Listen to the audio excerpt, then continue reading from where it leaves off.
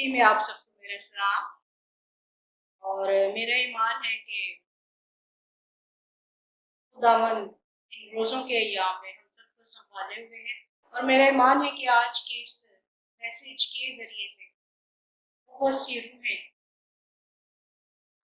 जो खुदावंद में निजात नहीं पा सकी, उसकी प्यास को महसूस नहीं कर सकी, ज़रूर इसके ज़रिए से, इस मैसेज के ज़रिए से निजात की तरफ आएंगी और खुदावंद की प्यास को।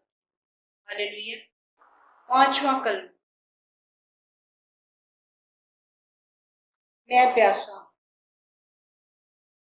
कलाम मुकद्दस में बयान है, मुकद्दस यूहन्ना रसूल का इंजीली बयान, उसका 19वां बाब।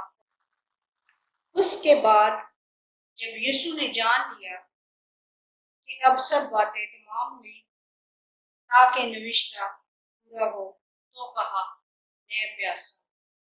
मेरे अजीजों, खुदा में यीशु मसीह के सलीबी वाक़यात पर गौर करने से पता चलता है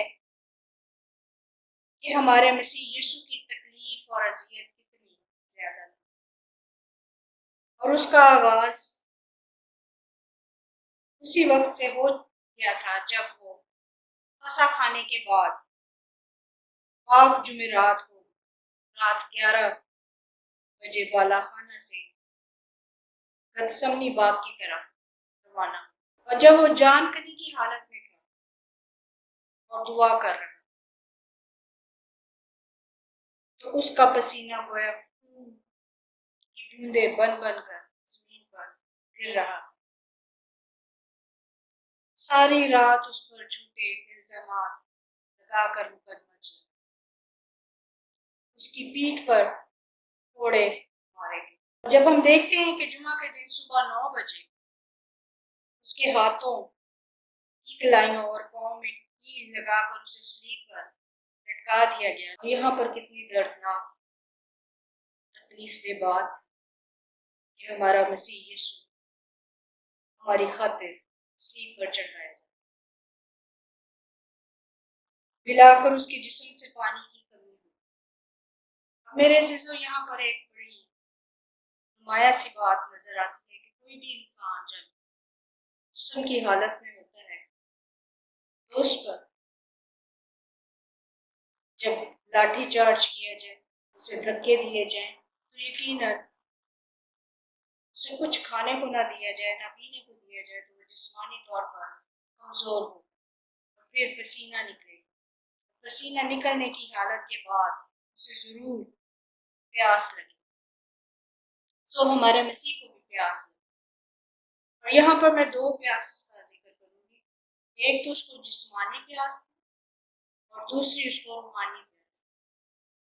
जिस्मानी तौर पर वो कमजोर था, जब उसको सलीब पर चढ़ाया गया उसका खून बहने लगा। और रूहानी तौर पर वो इसलिए प्यासा था ताकि वो सी रूहों को देख रहा था जिन्होंने अभी तक उसको शख्सी निजात दी।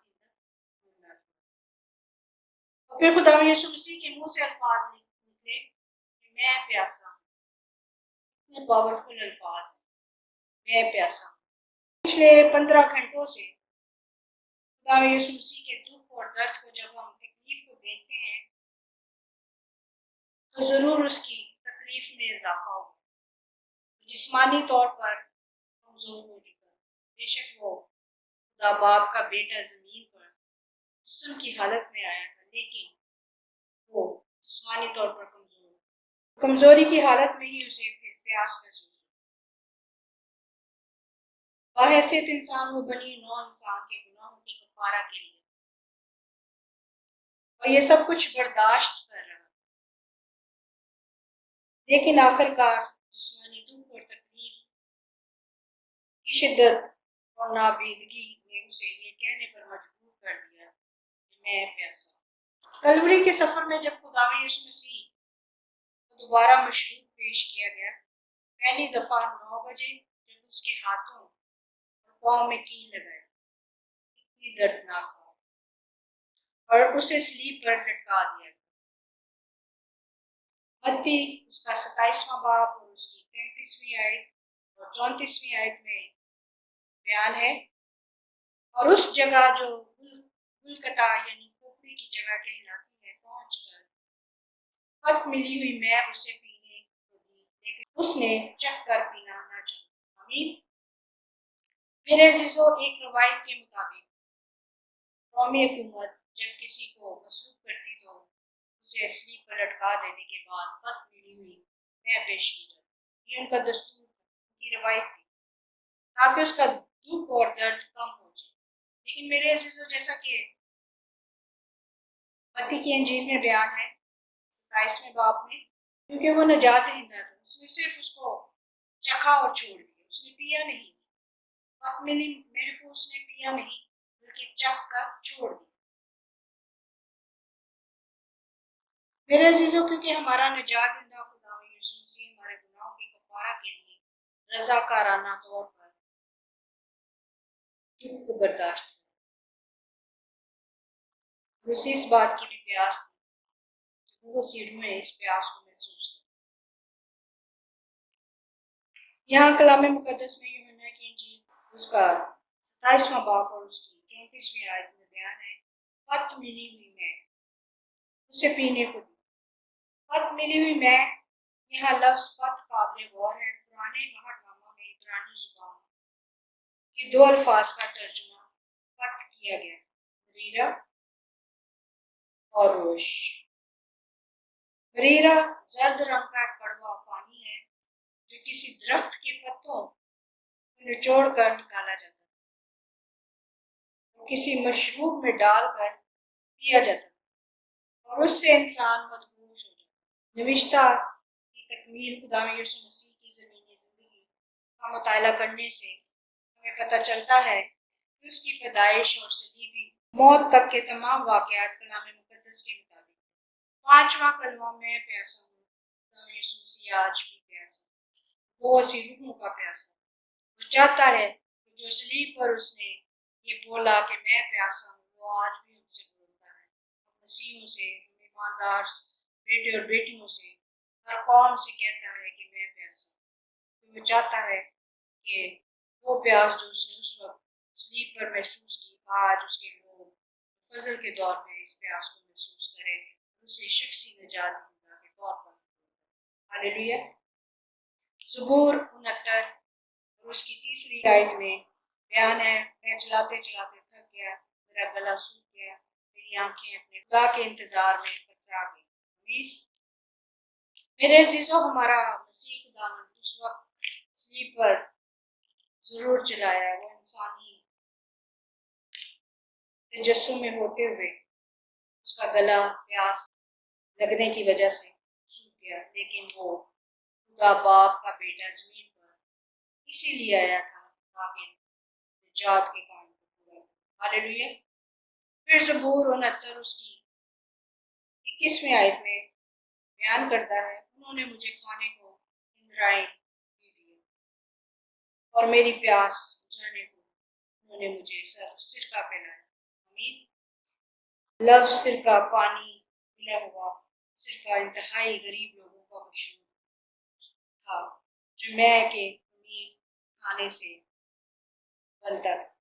और रोमी सिपाहियों ने जब मसीह को पिलाया तो ये घटिया मशरूब, वो मसीह यीशु को नीचा दिखाना चाहता। आज हमारे बहुत से मसीह लोग भी खुदा यीशु मसीह को अपने किरदार की वजह से नीचा दिखा दो। जरूरत है कि हम उसकी प्यास को महसूस करें। वो मसीह जो खुदा यीशु मसीह का इनकार करते हैं, उसकी प्यास को महसूस करें, ताकि उनकी जिंदगियों में लीस हाइल ना हो, पर उस प्यास को लेकर वो अपनी जिंदगी को खुदा यीशु मसीह की तरफ, जो उसकी आसमानी रास्तों की तरफ जाती है, लेकर चले। मेरे अजीजों, चारों अनाजील में से सिर्फ 3 अनाजील में सिरका पिलाने का जिक्र किया गया है। मत्ती 27वां बाब उसकी 48वीं आयत और उस 15वां बाब उसकी 36वीं आयत और यूहन्ना 19वां बाब उसकी 29वीं आयत। पांचों सलीबी कलमा के अल्फाज कि मैं प्यासा हूँ हमें ज़िंदगी का पानी पीने की दावत देता है, जैसा कि उसने खुद फरमाया।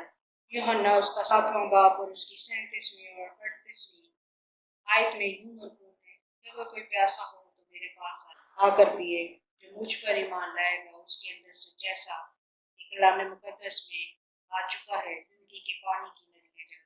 हालेलुया। खुदा यीशु मसीह चाहता है कि उसके ईमानदार लोग उसके कलाम के प्यासे हो जाए, उसके पास आ जाए, उसका कलाम सुने, उस कलाम को अपने अंदर ले।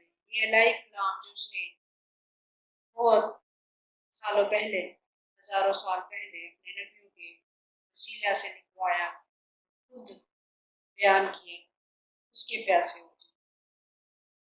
वो आज भी अपने लोगों की प्यास को बचाने के लिए कलाम की नदियां चले। मेरे अजीजों, खुदा यीशु मसीह के 5वें कलमा के ये अल्फाज कि मैं प्यासा हूँ, उसकी कामिल बशरियत की अक्कासी, और ये सबूत मिलता है कि वो वाकई इंसानों के दरमियान रहकर दुख सहकर तजुर्बा से जानता है कि इंसान के दुख क्या है। महसूस करें कि खुदा यीशु मसीह ने किस तरह की प्यास को महसूस किया, जैसी प्यास उसने महसूस की। उस प्यास को देखते हुए हम बहुत सी जिंदगियों को उसकी गुर्बत में लाएं और कलाम की जो बातें हैं उनको भी सुनाकर, बताकर, बयान कर कर उस प्यास को उन लोगों में मुंतकिल करें ताकि उनमें भी ये प्यास हो, ताकि जो खुदा यीशु मसीह ने निजात का काम किया वो उसे हमें निजात। मेरा ईमान है कि आज के कलाम के वसीला से देखने वालों ने सबसे बड़ी